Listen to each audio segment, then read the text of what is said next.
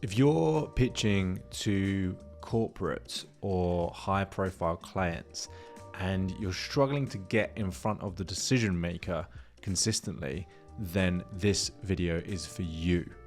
So what I'm going to talk about briefly in this video is a strategy that I've used personally over the last decade to get in front of decision makers, to make friends with high profile people, and to get my foot in the door in big organizations. Not only have I used this personally, but we consistently use this with our clients who are small creative studios. So this is a strategy that they often use to get into bed, for want of a better term, with CEOs, executives, people that maybe wouldn't have been accessible. So often when I'm talking to my clients, one of the first questions I'll ask them is, who is your ideal client? Like, who would you love to work with? And they will come out with answers like, oh, I'd really love to work with Red Bull or Patagonia or Adidas or Philips or Unilever or a big name brand. And I love the aspiration, but when we start working towards that goal, one of the key problems is I don't know how to approach them, or I don't know how to get my foot in the door with these brands. And I think most of you watching this video, if you are good at what you do and you've been running your business for a while, you know that if you can get your foot in the door and if you can get the opportunity to pitch the decision maker or get in front of the decision maker, you know that the chances of you building a genuine relationship and potentially getting some projects from that person are quite high. So what I want to talk about specifically is how we do that. Now, what most people do is they try and go direct to the CEO or the marketing manager of that company. So maybe they go on LinkedIn and they kind of type in marketing manager at Red Bull or something like that. And then they'll proceed to send some emails or send some DMs or see if they, can spark up a conversation, maybe go to a networking event, something like that. The problem with this approach is that person is getting lots of inbound. So they're getting lots of emails from people saying, hey, take a look at my portfolio, or hey, we'd love to work with you, or whatever. So their inbox is generally quite full. Oftentimes, if it's the CEO, they will actually have what's called a gatekeeper, someone that will actually manage their inbox for them and essentially decide what to let through. Now, the strategy that I'm about to share with you is really something I used to term as making friends with the gatekeeper. And I learned this from working in a big agency, and we had clients like Unilever and Philips and Adidas and Volkswagen and you name it, they were clients, right? And so what I noticed is that because there were different layers within that agency, because there were different departments, it was very difficult to just go and speak to the person that was going to give you that project. Often, the client services person would win the project, and then it would get passed to the project manager, and then the project manager might pass it to the developer, and there were lots and lots of people involved. And so rather than aiming for the top and trying to start a conversation with the person that we actually want to get the work from, a strategy that I've used consistently is actually working from the bottom, for want of a better word. Two things that maybe on YouTube are going to get me banned, saying getting in bed with clients and talking about hierarchical structures, but you know what I mean hypothetically, right?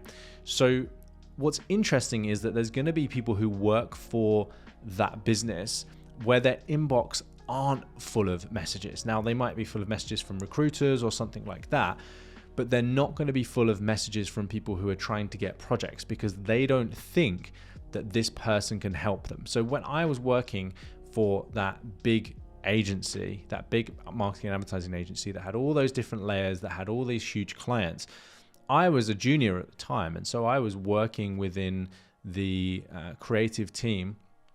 But if somebody approached me on LinkedIn or sent me an email, I would answer pretty much every single message because I didn't get a lot of them. And also I didn't really have anything to lose. I was always looking for opportunities.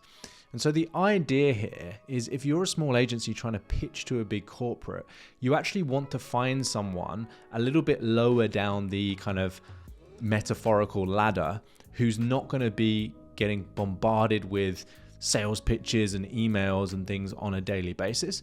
And you want to make friends with them and try and get some kind of inside information. And this is the crucial part, okay? So what a lot of agencies are doing is they're gearing their positioning and their branding towards working with these big clients, and they're talking about the problems and the pain points that the company has overall.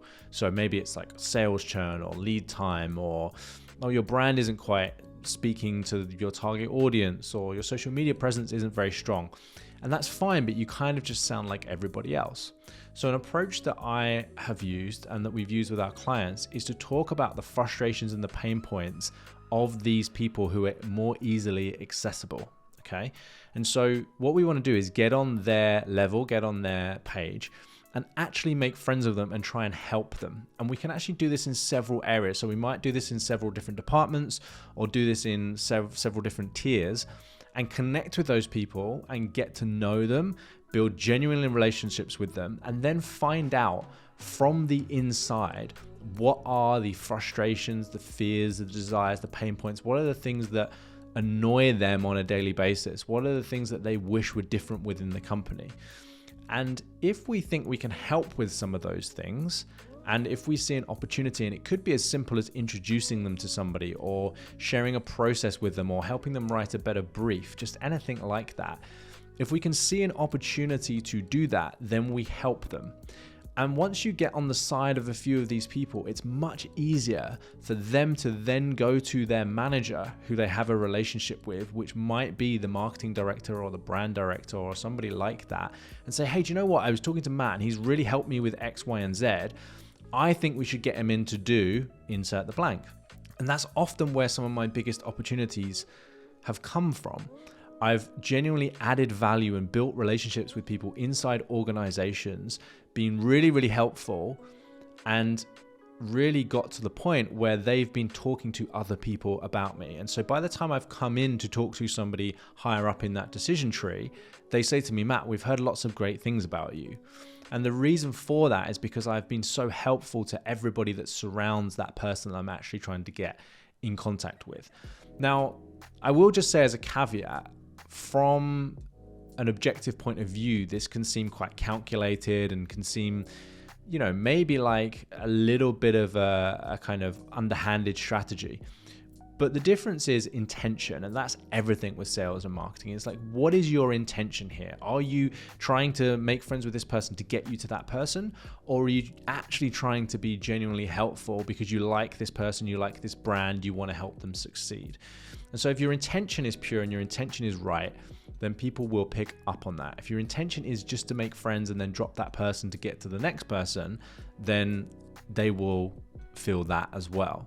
So it's really important that you go in with that intention. And so my advice to you would be to pick brands, pick companies, pick people that you genuinely like, that you genuinely want to help, and that you have some kind of passion for. And surround yourself with those people.